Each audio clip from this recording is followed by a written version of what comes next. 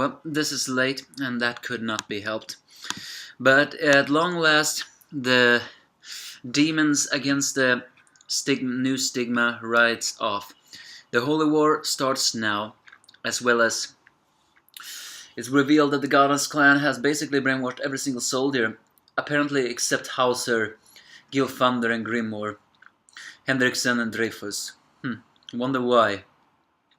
Or maybe they are both brainwashed, we don't know. Well, either way, the battle all starts now. First of all, though, it's worth noting that Estarosa has yet to return with his commandment, which we all know, by the way. It's we all should be a little bit panicked about that, because as I said before, Estarosa is one of all the three demon brothers. He is the one we can trust the least. Because what does exactly Estarosa want with his life? He didn't say he wasn't really that interested in being the Demon King. At the same time, he wants Elizabeth for some strange reason. Could very well just be perversion, you know. But more than that, he did look up to the old Meliodas. So exactly what Estarosa wants, it's not exactly known. Maybe he just wants power, and maybe he just wants destruction. After all, he did kill Rathiel, the final archangel, a long time ago. Either way, Meliodas now begins to absorb the 5 commandments that they have, including Selderis, who gives his up willingly. And he says it will take half a day. But Selderis says that he is not afraid of taking on the 4 archangels, even without his commandment. But he does remind Meliodas that he has to keep his promise to him, which Meliodas says he will as soon as he has absorbed the rest of the commandments. What that promise is, though, we do not know yet. Could very well be nothing, could very well be something. What possibly could Meliodas have said that made Selderis turn a blind eye to all of this hatred he has towards Meliodas? Could it be that Meliodas promises to revive Griselda, you know, that vampire that Selderis was said to have been in love with? Or is it just that have the power, kill himself, and then allow Selderis to absorb all of that power like that? Or is it something else? Who knows? But he does say he will become Demon King first, and then promise that. Strangely enough, Meliodas apologizes to Selderis for the kind of brother he has been, which is pretty strange, the fact that evil Meliodas apologizes for that. The good Meliodas did say he was a failure of an older brother to Selderis, and it's been foreshadowed that Meliodas, the evil Meliodas, was a kind of a big brother bully to his little brothers, which Estarosa didn't mind. Well, back on the tree, Hawk has managed to make his battle ready. He makes me so disgusted, I just want to kill him. Then later on, Elizabeth is now dressed in a white long skirt, as Merlin is dressed in an armor-like skirt well, not a skirt, she's dressed in a long dress, as well as something there. She never thought that Elizabeth and Arthur's would be the key to win this armor, but with Arthur apparently dead or something else, and Elizabeth now on a deadline, who knows what will happen. Diana switched back to her leotard armor, which, by the way, she looks very damn sexy, including when she raises up, and well, King likes that too, so he basically has a nosebleed. As King also switched back into his armor, he promises that he will protect Diana this time, and once they have saved the captain and Elizabeth together, he wonders if they could marry. Of course, Escanor still badly misunderstood what Arthur meant to Merlin. It's pretty disgusting of the fact that he still has misunderstood that.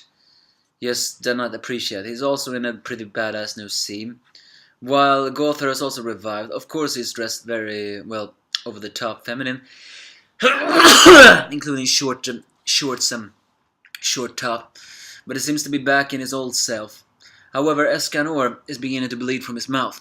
At long last, it seems that the only human, is beginning to reach his end of the line. Well, who knows? Elsewhere, the team of the Holy Knights are all brainwashed as they hunger for battle and vengeance. As only the four archangels just is completely well uninterested in the fact that they have brainwashed so many minions. It's disgusting, really, but it's confirmed that the breath of bless didn't just increase the Holy Knight's power, it removed their fear and only strengthened their desire. Wonder if this is how the Archangels or the Goddess clan managed to take all the others on. But it's revealed that Hendrickson is not brainwashed by them. So why is he following the Goddess clan willingly? Well, he is a druid, and the druid always did worship the Goddess clan. However, I'm beginning to think that Hendrickson has a man crush on Manciel, or I mean Ludiciel, but I called him Manciel. Well, it was said that Hendrickson was shy talking to ladies, so who knows. But it seems that Dreyfus and him has in the end once again another fallen out. But Gil follows them behind as he asks his three childhood friends to all be safe, and they all proclaim each other that they will all survive. Hauser, Grimoire, and Gil Thunder all run their separate ways now. As the Holy War begins, the demons begin to go in the distance, and as one of them asks the Hauser, who's now the captain of the Holy Knight, what they're all gonna do, they see the demon clan in the horizon, including the many golems. What were they called now again? Both the thick and the small ones have all revived, along with many of the different types, blue and grey demon. With that, Hauser screams to all to charge. Diana and King behind them, Hawk's mama with Elizabeth, and many men more, they all rise up to the heavens. Now begins the fight. The Holy War begins right now. It's a pretty badass picture when they all ride off together to fight like that. Strange thing is though, if Hauser hasn't been brainwashed by the Goddess clan, at least what we know yet, how is he gonna be capable of defeating these demons? I mean, he did not have that much increase in his power level. But who knows? All I know is I think this will be the day a lot of the people die. But the seven deadly sins together, I mean Diana, King, Elizabeth, and, well, you know, and Gother all riding up there. Well, that's, it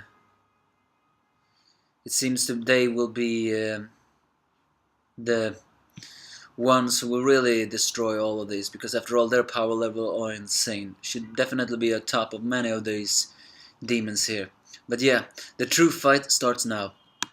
Once again, the Goddess clan's brainwashing make me sick to the stomach. They are so vile when it comes to that. Still don't know what Hendrickson is so obsessed with them. Ludiciel, but I think that's my only complaint about this chapter. The setup was pretty good. The biggest question now is, what has Meliodas promised Selderis? What could it be? Well, we'll see soon, won't we? Give me your thoughts if you have any.